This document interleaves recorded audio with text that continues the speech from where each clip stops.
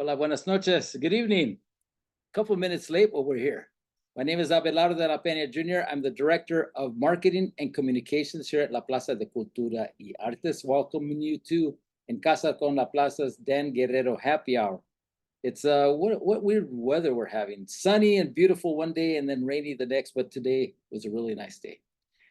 Anyway, thank you so much for joining us. Thanks to our board of directors and our staff here at La Plaza for making this possible.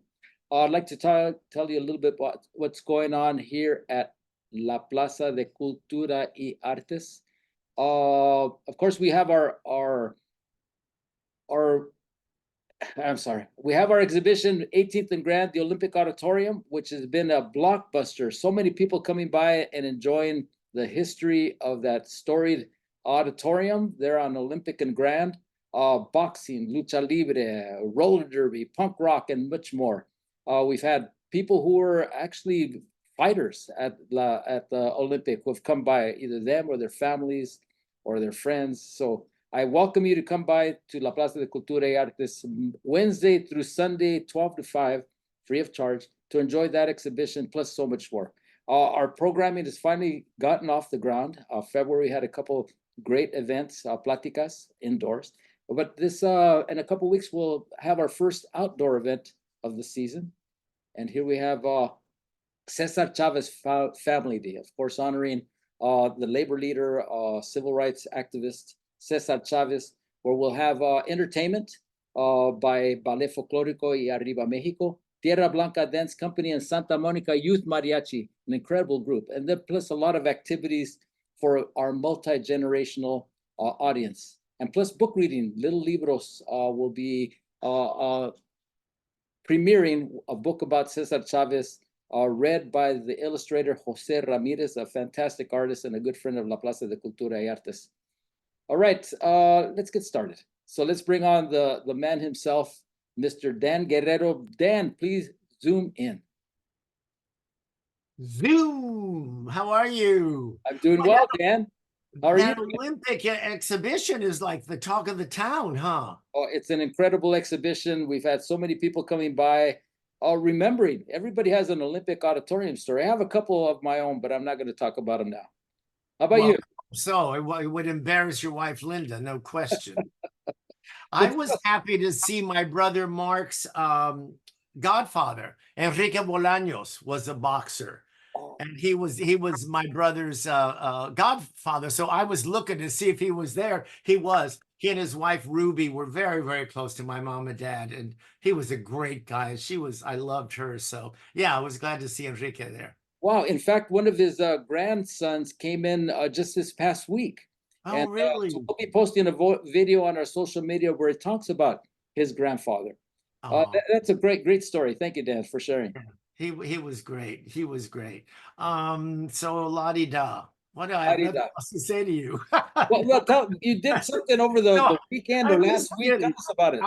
I'm just kidding. It's just I'm anxious to get to our guest tonight, a longtime friend, and as most of these people are, I have the coolest friends, don't I? Have the coolest friends. I have the coolest friends, and I'm very jealous. But by this medium right here, I'm able to meet them myself. So it's been very worthwhile. There you go. And everybody loves you, including me. But go away. Okay. Bye-bye. Well, my guest tonight is was not only an eyewitness to Chicano history as his wonderful, wonderful memoir, Eyewitness, a Filmmaker's Memoir of the Chicano Movement. He was not only there, he was a part of it. He was a participant. He documented it as a young student activist with a Super 8 camera, footage that would never have existed if not for our guest and a handful of other young people. And he went on to blaze a stellar career as a top television director, a filmmaker, a published author, and so much more. And he's also one of my personal heroes. I've embarrassed him by telling that many times over the years. Zoom in, Jesus Salvador Treviño. Hello. Hello, here I am. Does it embarrass you when I call you one of my personal heroes? Well, I keep thinking this guy's the biggest liar I know. Oh, it's true. And you know what? I've been doing this happy hour for like 3 years. I think I've only said it once or twice before. So it's a very short list. Okay, well, I'm honored. Let me put Yeah. it that way. Oh, now you're honored. Now Yes. you're honored. But you know what? I was remembering, we talked about this when we first met. Do you remember when we first met? No, remind me. I will tell you because it's a great story. I had just pretty much just, well, I'll tell the folks and I'll come back to you. But I had just moved back to LA after 20 years in New York. So I missed the entire moratorium and the whole civil rights movement out here. So I was catching up. And I was writing for a Hollywood trade paper called Dramalog. And I would feature Latinos as often as I could. And I was interviewing you under a bridge at the LA River. And I think it might have been doing my research for this, I think it might have been gangs. Yeah, I think so. Yeah, yeah, yeah. But Now here's the I remember. Now it comes back to me. Yeah. well, the funny part is that, first of all, it was like interviewing a unicorn. Latinos were that rare in the industry at that time. But my favorite part, and why I remember it, I don't know. But and you were chatting very friendly, and then you pretty soon you were, uh-huh, yeah, uh-huh. And I finally said, "You're actually get back to work, right?" He goes, "Yeah." I said, "Okay, go back." So you dropped me like a hot patootie. You couldn't wait to get back to work, and I was totally impressed with that you weren't interested in about talking about yourself. You had work to do, you know. So I had that's a fond memory of mine. But let's talk about gangs because that you won the DGA award, Director Guild of America award. We have a photo here and that feature got tremendous response and was quite hailed. What was it about it other than it was an excellent film? Why do you think it got so much attention at that time? This is about 82, 83, around there. No, it was actually 87 or so. Oh, that late. Yeah. You know what happened was I'm particularly proud of that project because I had been out of work for a long time and I was sent this script. They'd actually offered it first to Cheech, our friend Cheech Marin, Uh-huh. and he couldn't do it because he was involved in another project, but he recommended they contact me. They sent me the script. The producer did, and it was a great story, but it was full of stereotypes about our people. And I agonized over that script. I mean, I read it and I thought, can I really do this story as a director? And you know, and I come from as you know, an activist background, and finally I just had to admit, no, I can't. I have to turn this down because this does not depict our people in the way that they need to be depicted. But I'm not just going to leave it there. I'm going to inform these people of what they need to do to make it so whoever they get to do it, maybe they'll get an inkling of what they're doing wrong and how they could correct it. So I wrote a 5-page single-spaced analysis of the screenplay.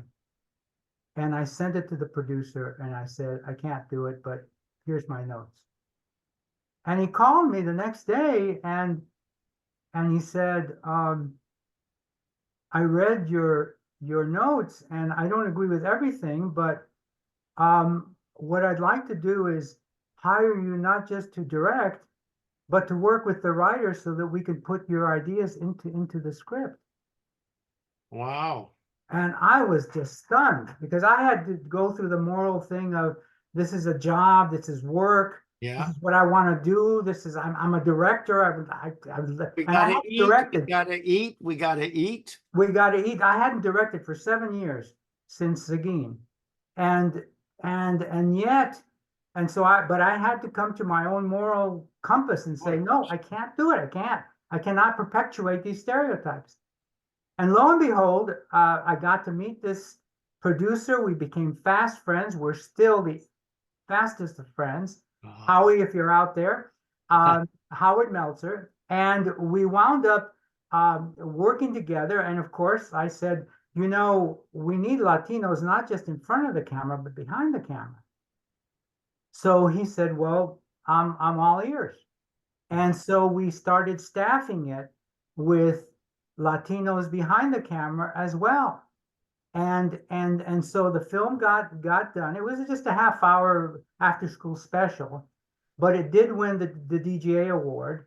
And also it won the New York Latino Film Festival award. And that double endorsed me for myself because it was my community, Latino community, saying, we loved what you did. And the technical aspect of it was Hollywood, was the DGA, the Directors Guild, that also said you did a good job. And so I'm very proud of that piece, and I'm particularly proud because I stood by my guns, and it was the start of this wonderful friendship with my friend Howard Meltzer, and we have continued to be friends. We've done 10 films together. I mean, we've really just and he's gone on to his career as well. He had a huge career before, but he's just gone on and continues. But anyway, that was Gangs. What was the network that didn't fight? CBS. CBS. CBS. Yeah. Okay. Now let's stick with the Directors Guild of America, DGA, for a minute. And you were actually on the national board of the DGA, and you co-founded the Latino committee. Why? I'm guessing from what you just said, why? But why did you feel the need to do that? Well, you know, there's a little history here. In the late 1980s, a number of three of us, Jose Luis Ruiz, Frank Zuniga, and Oh, myself, right. Yeah. filed a lawsuit against Colombia, Wow.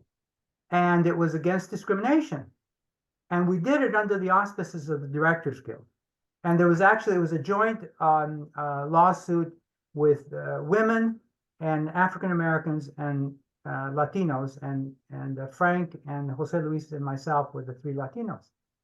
Well, we were very confrontational, and of course the judge came down on the fact that we were not the guild was not capable of representing us, that it had to be each of us as a class had to represent ourselves, which meant that each of us had to dig deep in our pockets to hire an attorney to confront Colombia.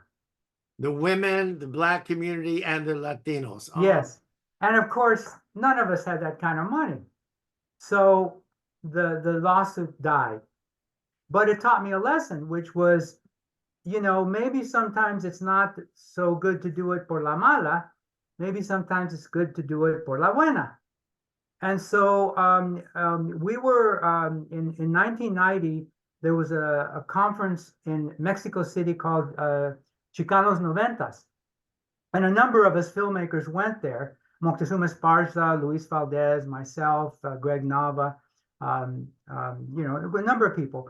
And what we realized when we got there was that the Mexican community saw us all as a united front. And we were not a united front at that time. And we realized that what we really needed to do was go back to Hollywood and take on the industry. And so we all resolved that we would do that we would support one another, and that we would go back to Hollywood and we would try to open up channels there for all of us. And I was entrusted with the task of doing the Directors Guild. And so I pulled together Luis Valdez, myself, Jose Luis Ruiz, Silvia Morales, Frank Zuniga.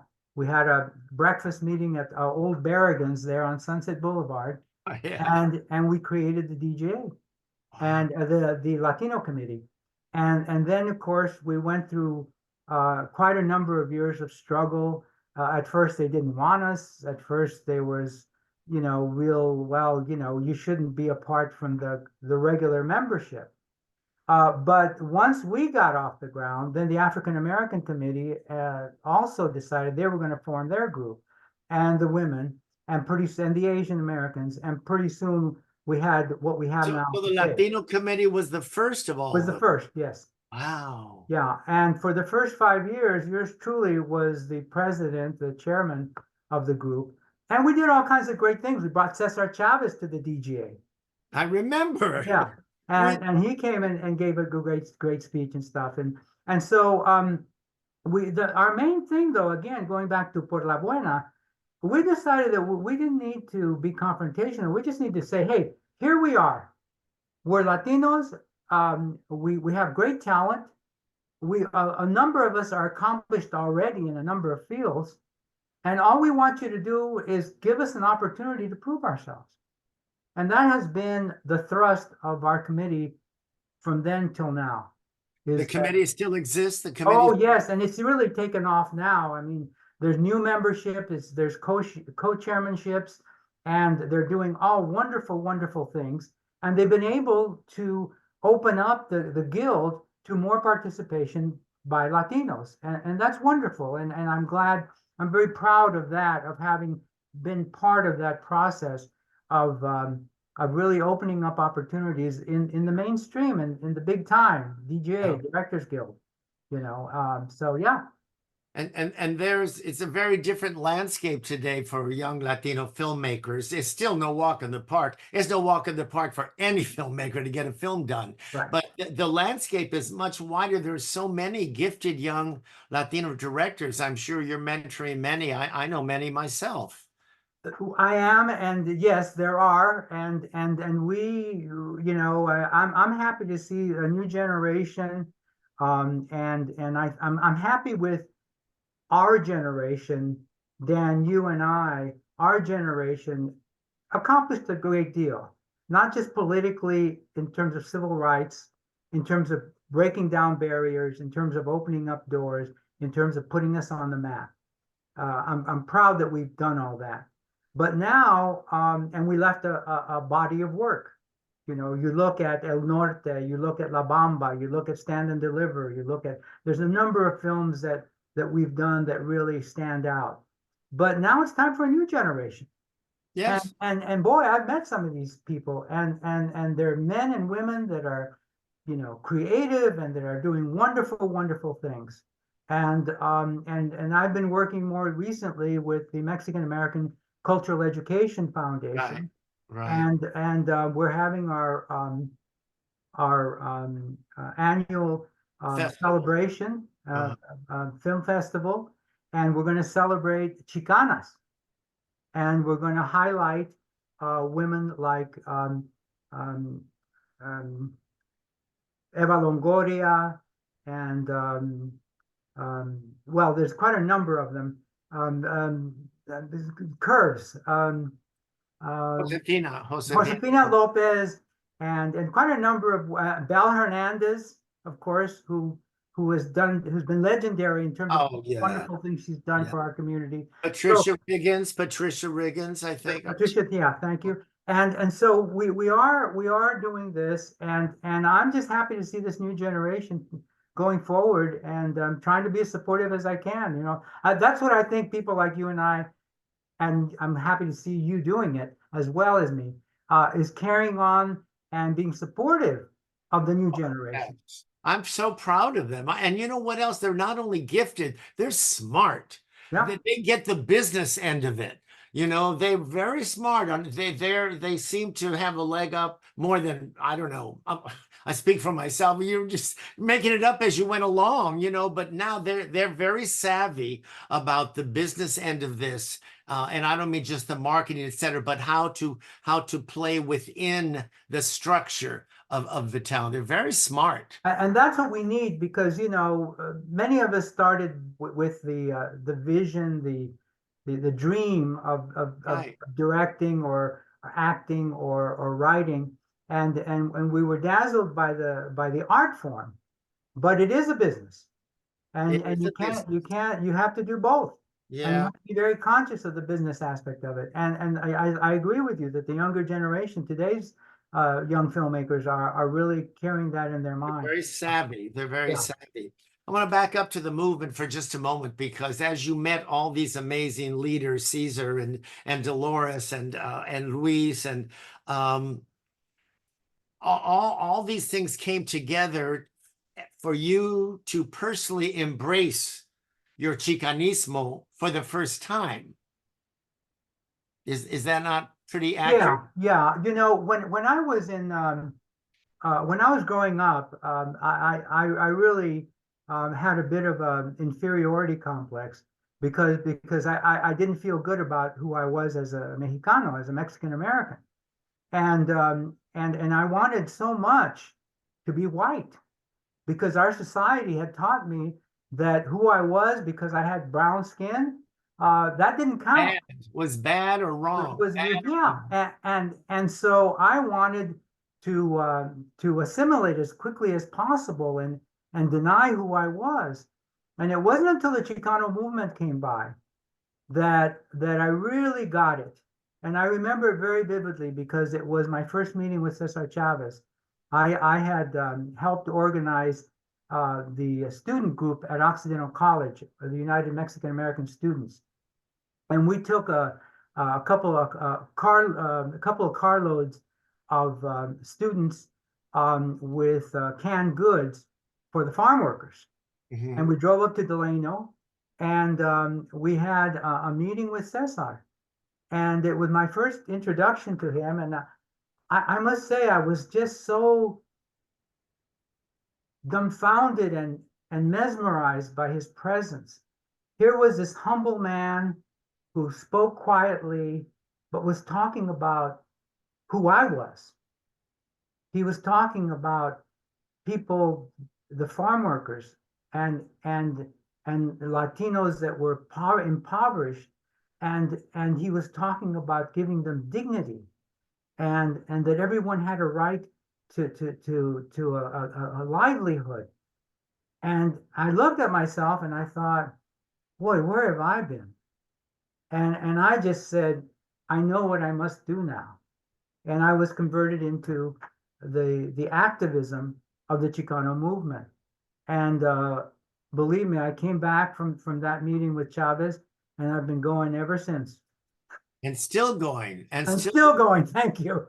And at that same time, you realized how you could use your craft and then the media to support your cause, this awakening, and that eventually really got to bloom at, of all places, I say that because it ain't like that today, at KCET.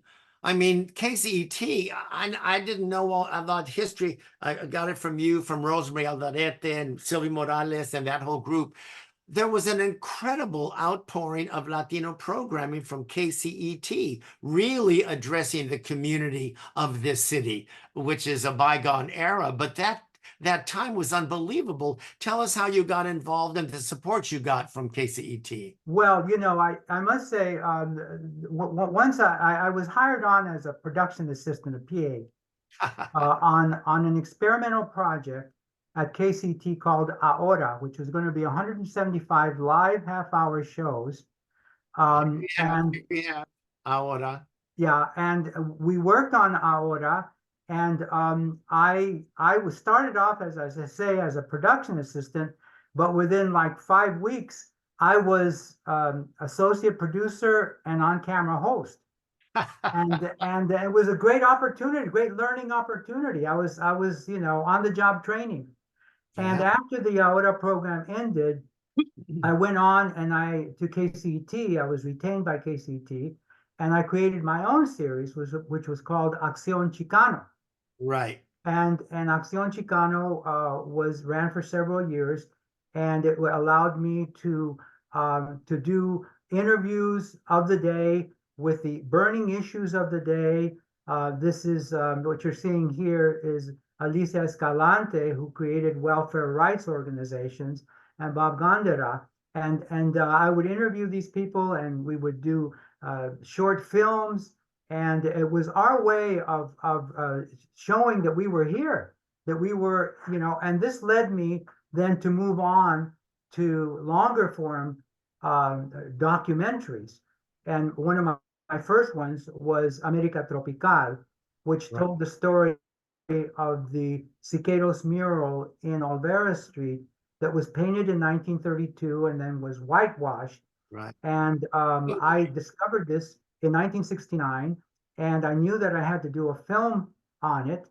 At the time, I was still in school. And I wasn't a producer then, but I waited for a couple of years, and then when I was at KCET, I pitched them the idea, and I did this film called America Tropical, which was the precursor to all the attention that the mural has since gotten, including the revival and the restoration by the Getty Foundation. Right, right. So all of that came from that one single film. And then, you know, I did Yo Soy Chicano. At the time, I felt that there was nothing in audiovisual that told our people who we were. And I felt that, I think as I said it to myself, necesitamos una cara. We need a face. Who are we? And so I did this docudrama called Yo Soy Chicano, I Am Chicano. And I'm happy to say that that's still being used today in universities, 50 years later. Yeah, you did a whole stream of those, and I do want to talk to them. But before I go there, I want to do one more thing, I believe from KCET, and I want you to tell me about it, the Salazar inquest. I was in this kind of unique position where I was there at the moratorium, the August 29th, 1970 Chicano moratorium, filming the riot that took place. And then I was asked to be the KCET man on the spot representative for KCET in the inquest itself. It was a 16-day inquest into the death of who had killed Ruben Salazar. And it was held downtown, and I would go every day to witness the proceedings, and we had cameras that were filming it. And then I would go back to the studio, I would edit together a half hour, and then I would do an on-camera presentation of today at the inquest, this is what happened.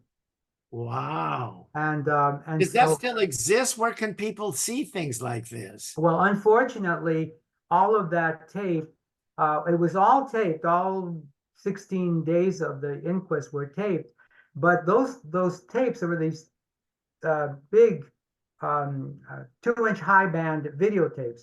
Each one of them cost like $400 or $500. Oh my God. So when you have all that tied up, KCT started recycling them. Of course, And they tape over them. They tape over them. Oh my God. And so that's what happened. I was able to retain a couple of them, and I've managed to migrate them over the years, and I still have a couple of the half-hour shows on it, on the Acción Chicano, my series. But yeah, but the Think of all that history that's lost, but it was common. That's what they did because it was so expensive. Yeah, exactly. And the one good thing that we did was there's a film called Requiem 29, which is a compilation of the footage that was shot on August 29th of all the Chicanos who were there filming. They put all this footage together, but we didn't have the director editor David Garcia did not have anything about the inquest, and so he and I and the producer Moctezuma Esparza decided that we needed to get that footage, and so I went into KCET, and clandestinely in the dead of night I would meet with the editor that had become the Chicano editor that I'd become friends with, and we would download clips. And then we put them all on a reel, and then that I took over to a lab, and they made film out of it, and that's what got cut into Requiem 29. What years? Wow. We were having fun in those days. Oh God! You know what it reminds me of? Our beautiful Gloria Molina. And one day we were having lunch or whatever, and I said, "How did you?" Because she was the first of everything there was. Yeah. And she said, "Well, you just have to have a fire in your belly." And you had a fire in your belly, as did all those young Chicanos at that time. You were in the thick of it. Well, I think part of it was we were all inspired and galvanized and propelled by the Chicano movement, by the ideology, the notion that we were reclaiming our history, Yep. that for years and years society had said that we're inferior, that we're go back to Mexico, all of that, and that we were American citizens, but we weren't being treated like American citizens, and we all decided, no, we got to change this. We got to show the society who we really are, and that we are American citizens, and that we belong here, and that our ancestors have been here long before there was a United States of America. Yeah. And the visual artists, all the visual artists who also propelled all the Exactly. identity. Muralists, the painter, the artists, the writers. I mean, it was this momentum that we all together had. And you know, I remember in the early days going from one location to another, and you'd go to a place and there'd be a stranger there, a Chicano, and you'd give each other the Chicano handshake. And that would be the icebreaker. All of a sudden we're brothers, all of us are sisters, brothers and sisters, and we would work together, and we knew what we were doing. It was a very inspirational moment. Oh yeah, John Valadez, and I know I'm not I'm misquoting him, but I remember I said when he did the show, a good friend too, and he said something. I said you know you were creating, you know, now Chicano art, Chicano, but this was the creation of Chicano art. And he said, yeah, we were also learning how to be Chicanos. I mean, you know, we were learning how to be Chicanos, not just through the work, but the true identity that you felt and that you embraced. Yeah, no, that was it. That was it. And like I said, that what I'm happy about is that so many of us have continued on. And you know, we've gotten a little older. Yeah, okay, that happens in life. But our spirit is still there. Totally. One more documentary before we move on was the 4-part docu-series Chicano History of the Mexican-American Civil Rights Movement on PBS. That was epic. Please tell me that could be seen somewhere. That must be. Well, unfortunately, it's embargoed right now. It can't be seen. But that was really a landmark project. And the reason it's a landmark project, I was co-executive producer along with Jose Luis Ruiz, who's executive producer, we wanted to bring together the top-notch Latino Chicano talent in documentaries, and we, I think, succeeded in that. You know, Hector Galan from Texas, from Austin, Texas, was the producing director on it, the supervising producer. And we pulled in Silvia Morales, who did the hour on the farm workers. We pulled in Susan Racho, who did the hour on the walkouts. We pulled in Milen Moreno, who did the hour on the first hour, talking about our history and the moratorium. And then there was an hour on the political aspects and the Raza Unida party, etc. So we pulled together a really tight group of people, and it was, you know, it was wonderful to you know, we had obviously our differences and our fights, because you get that many creative people together and there's going to be chingazos. but you know, in a good way, we resolved our issues.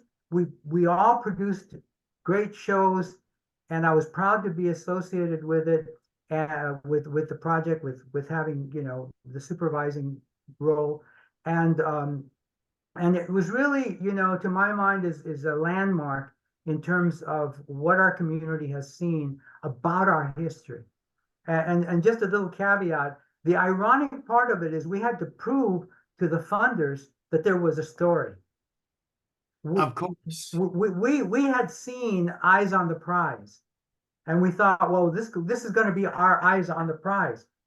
But we had to prove to the different foundations and to the Corporation for Public Broadcasting, to the public broadcast service, that there was a story there, because none of them knew about our history. They didn't know about our own civil rights, our 60, 70 years of civil rights struggles.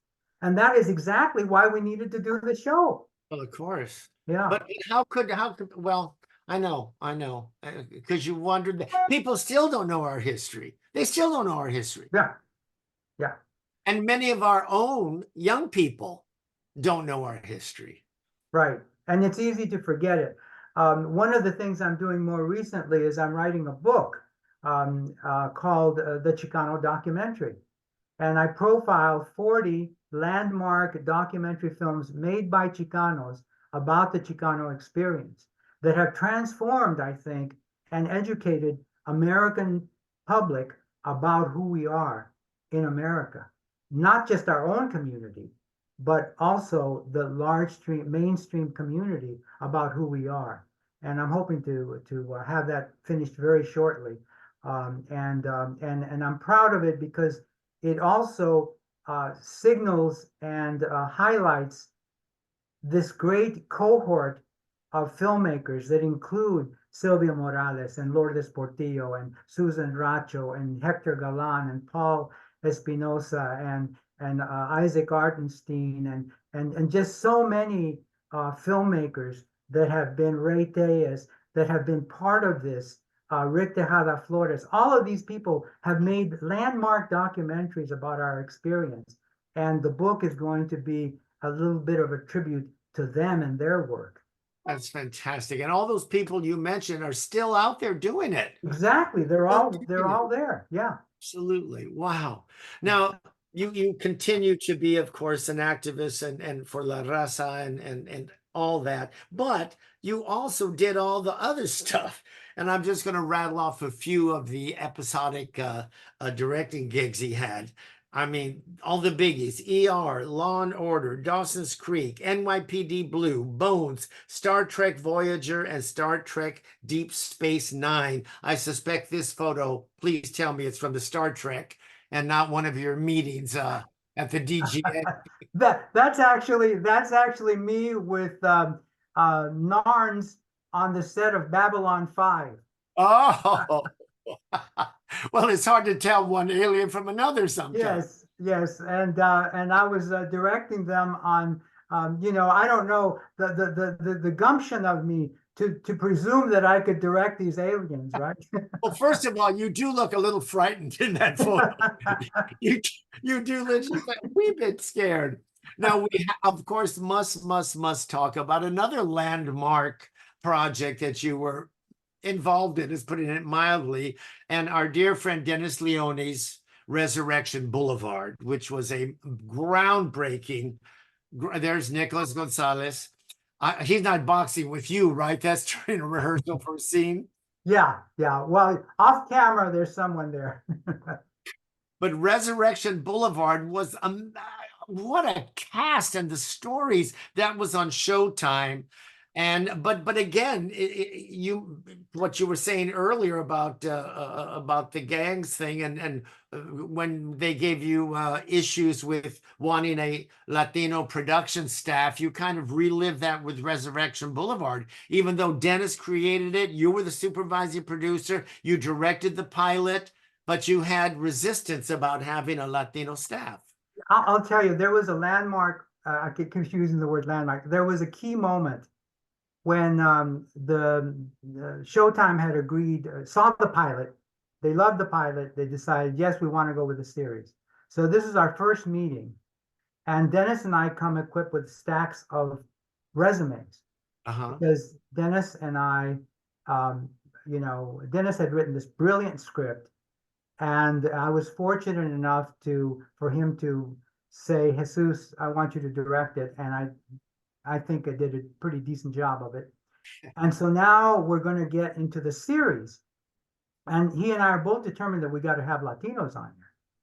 And so we had a stack of resumes, and I proposed one person, and the production person, the head production person at Showtime, said, well, you got to understand, this is going to be your first time out. And we want it to be a big success. So we want to make sure that you hire everybody that is very credentialed and very distinguished and has all the credits in the world. And so I don't know how many of these Latinos we really want to involve in this. And I said to the person at the table, I said, well, you know, I see I see why what you're saying, and I agree with you that we need top quality people. But you know, there are directors that are much better than I, who have much more credentials than I. And there are showrunners and writers that are much better than Dennis Leone.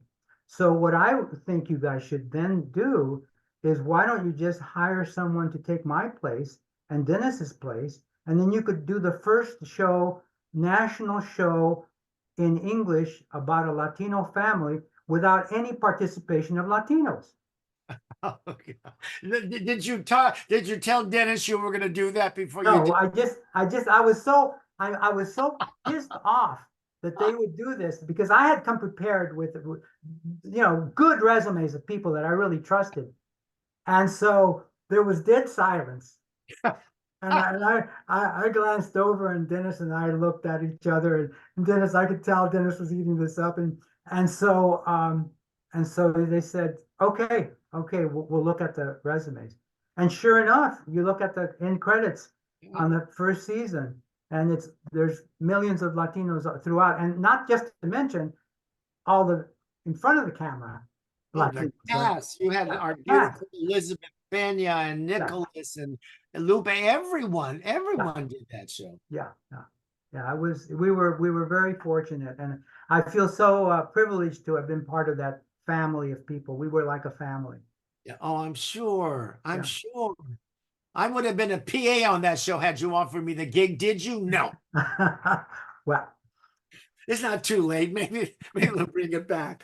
We have to talk about, of course, your film, more filmmaking, but Raíces de Sangre, Roots of Blood, which you wrote and directed, much honored feature. That was the late 70s, nominated for an Ariel Award, which is Mexico's Oscars for Best Original Story, selected as one of the 25 most significant films of Latin American cinema at an international film festival in Spain.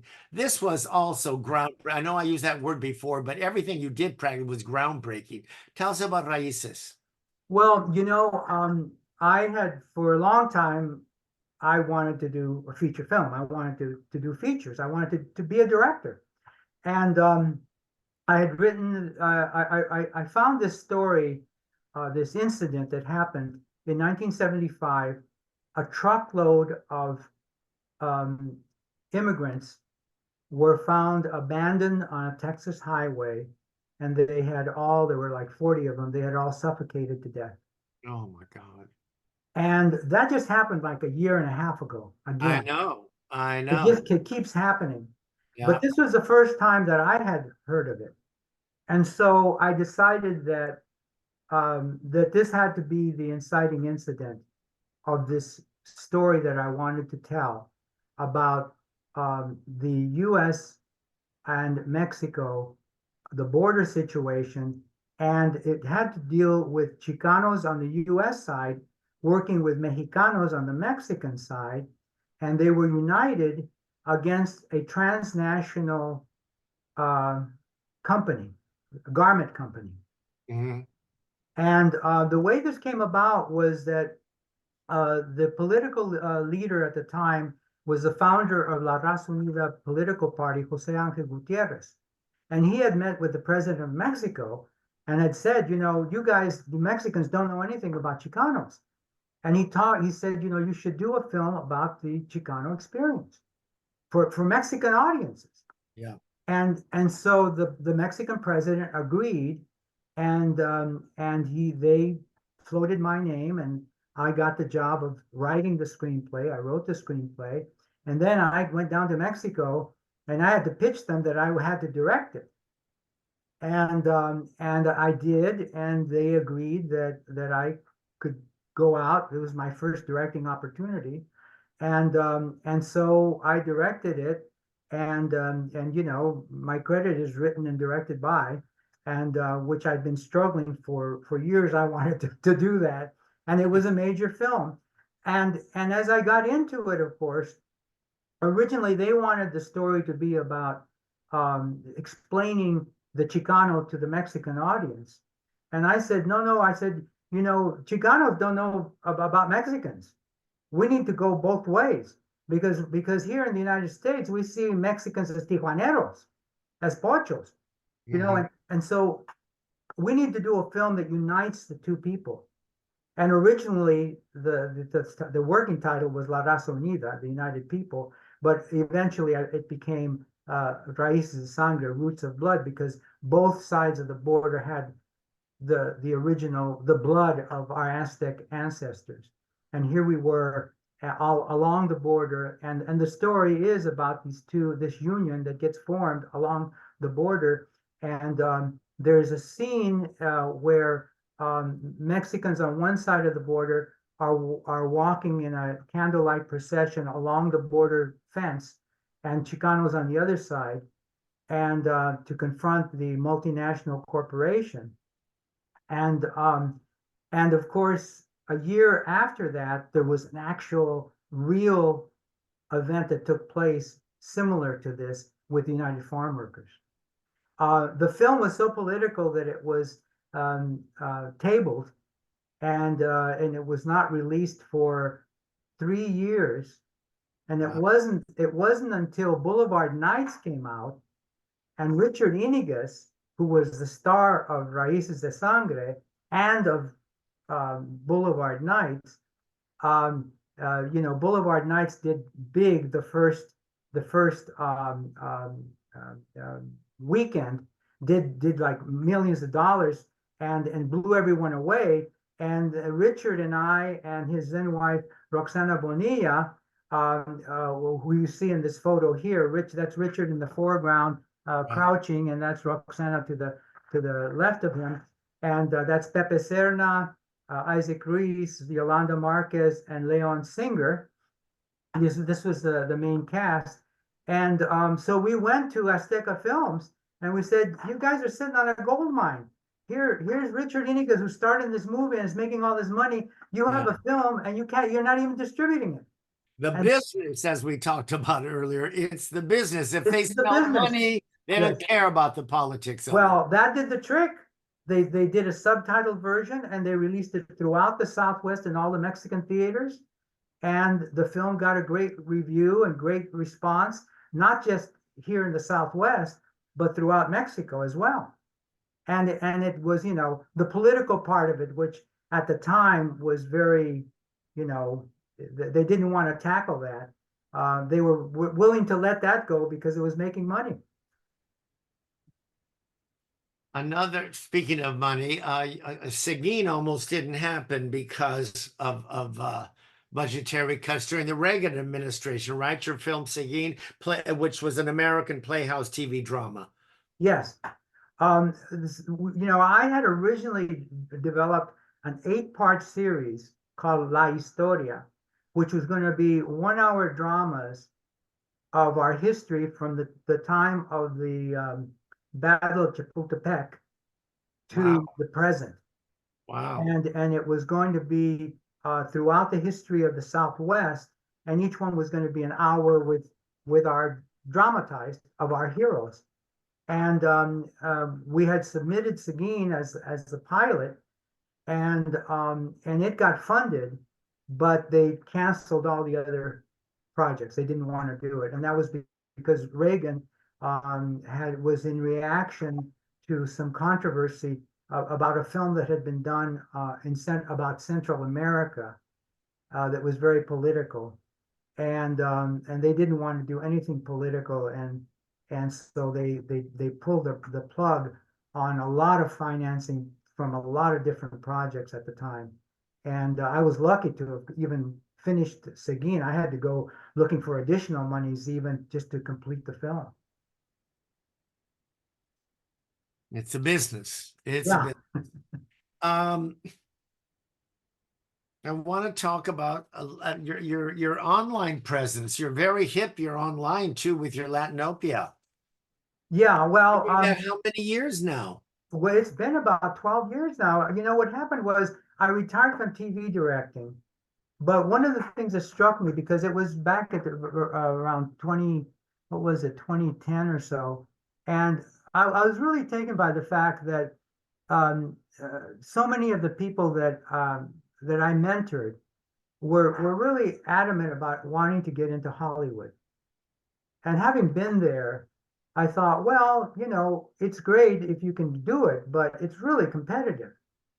And I was thinking about our voice, our Chicano Latino voice, who we are, and the stories that we have to tell. And I said, you know, we can't rely on Hollywood to tell our stories. We got to tell them ourselves. And by then, this little guy had become, you know, pretty important. And Powerful. I thought, you know, I think that I need to demonstrate what one person can do using your own resources. And so I created Latinopia with my co-partners were my attorney, and here's one of our pages there.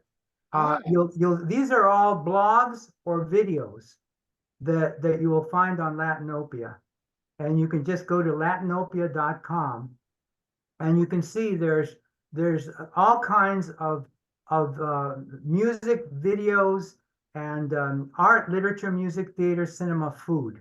All of those themes are there, and you can scroll down from the top, the top banner there. You'll see them outlined: art, film, TV, food, history, literature, and all of these are things that you can access, and it's for free. And I thought, well, you know, I can do this.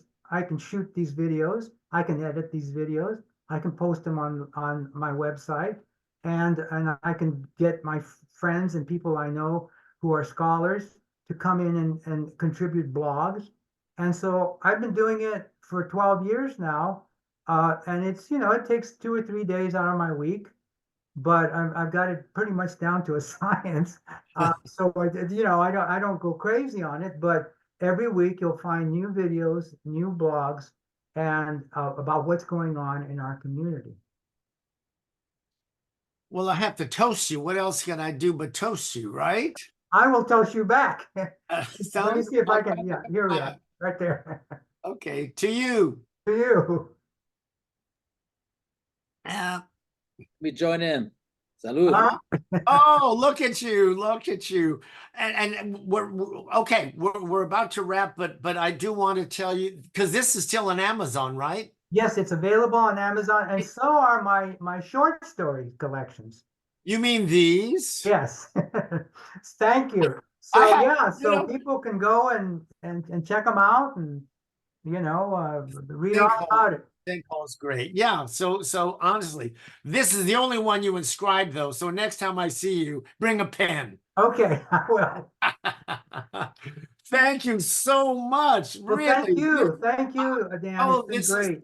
it's been, this was a very important happy hour, don't you think? I agree. And we have a question here from Okay. Yolanda Perez. She asks, while like KCET, Jesus produced and directed a musical special called America de los Indios, featuring Daniel Valdez and group. Tell us a little bit about that. This was a wonderful thing. It's what gave, you know, Daniel Valdez and I had collaborated for the music of Yo Soy Chicano, my documentary.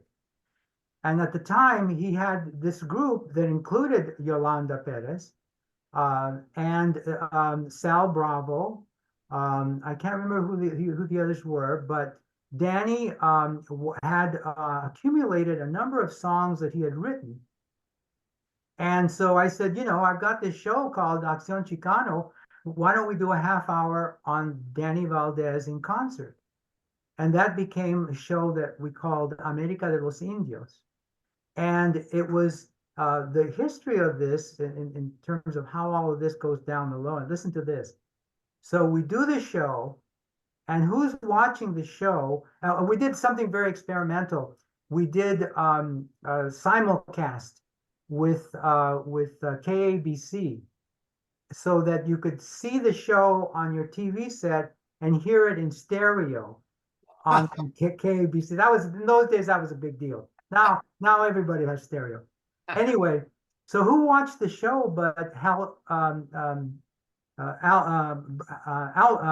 Albert? Oh, Herb Albert. Herb Alpert. And so Herb Alpert saw it and signed Danny to do a music contract. Ah, And in the course of this, Danny needed to meet someone that he needed some legal advice, and he had a friend, my friend as well, Taylor Hackford, oh yeah. the director. And so Danny and Taylor got together and became friends. And Danny did his album, which is called Mestizo.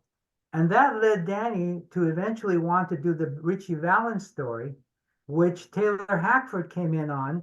And that's how La Bamba got done. Oh, So all this goes all the way back down to how we first met, So there's this long chain of events. Very interesting. and of course, Danny Valdez, for those who don't know, is Luis Valdez's brother. Yes, of course. And Danny wanted, Danny and Luis, I understand, talked about doing the La Bamba story, the story of Richie Valens, right after Zoot Suit. But at the time, and Danny wanted to be Richie Valens, he wanted to star as him. But time goes by, and by the time they got around to actually producing it, Danny was over the top in terms of age-wise, and they wound up going with Lou Diamond Phillips. But it was it was that momentum that carried it. All these behind-the-scenes stories are so juicy, aren't they? Yeah. They're just so juicy. So Oh, anyway, thank you, Yolanda Perez, because she was great in this performance too. that was kind of the first of the Unplugged. MTV did Unplugged later on, copying you, right? Right. All right, and we have a couple admirers here. Carmen Tafoya says, "Adelante, Jesus."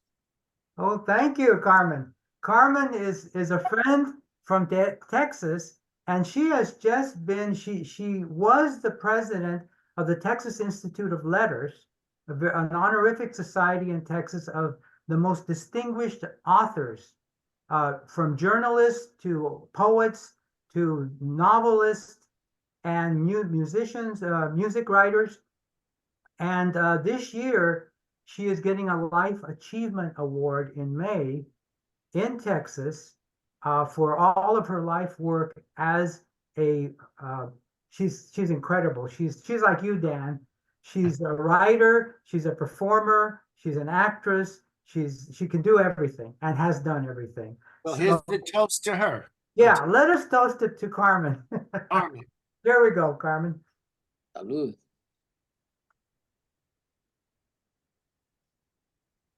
So go to latinopia.com, go to JesusTreviño.com, go to Amazon and buy his stuff. I'm like your one-man fan here. Yes, I know. And you'll get 10%. All right. Well, actually, I was thinking more 20, but we can talk. We can talk. Yeah. I mean, I don't know anything else before we say goodbye to our beautiful Oh, friend here. we have Jose Lozano saying "Felicidades, Chuy." Thank you. Thank you, Jose. And to this day, as long as we know each other and close, I still can't call you Chewy. Why? I don't know. You know what it's like? The first time I met Cesar Chavez and I called him Mr. Chavez. And he said, "Oh, call me Caesar." And I was like, "Oh, I can't call him Caesar." And I never did. But he also told me I couldn't call him Mr. Chavez. So every time I see him, he'd go, "Hey, Dan." And I go, "Hey." And it's the same Chewy. It's like falta de respeto. I know it's not, but I just can't. Don Chewy? Huh? Oh, Don Chewy? Chewy, there you go. All right. Okay, that I could live with. Yeah. Don All Chewy, right. I can live with. I will do that. I will do that. Thank you so much. And thank you, Abelardo, for You're bringing us welcome. together. All right. My I'll pleasure. see you soon. Bye-bye. All right, bye-bye, Bye-bye. everybody. All right, well, thank you so much. all. Thank you so much who joined us today on En Casa con la Plaza's Dan Guerrero Happy Hour. What a great one. Each one is great, of course, but this one was extra special. Getting to know more about Jesus Treviño and his trajectory and his legacy, really. So thank you for joining us. If you didn't catch this entire session, you could catch it we'll be posting it on our YouTube page and on our Facebook page at La Plaza LA. You can catch all of Dan Guerrero's happy hours. I mean, he's done about almost 100 of them since Wow. almost 3 years now, since April of 2020, that he's graced us with his presence. Yeah. How's that, Dan? All right. Okay, thank you, Chewy. Take care. Chewy, all right. Okay, so thank you everybody that joined us tonight, and come on down to La Plaza. We're open this weekend, Wednesday, of course, Wednesday through Sunday, 12 to 5, free of charge. We start our programming going on. Next week, of course, we have Family Day, Cesar Chavez Family Day, and then also Tia Chuchas is going to be here doing some poetry the day before on Saturday. But you could see, you could find out about all our events at lapca.org and also on our Facebook page at La Plaza LA. And of course, subscribe to our Instagram and our YouTube, and also on our Twitter, formerly known as Twitter, formerly known as Twitter, and our TikTok page. We're almost at 1,000 followers on our TikTok page at La Plaza LA, and you'll find a lot of exclusive content there. Very engaging, very entertaining. I've got a great crew that's been working with me here at La Plaza de Cultura y Artes the last few years. I'm gonna start crying here. Anyway, bye-bye, buenas noches, and we'll see you real soon.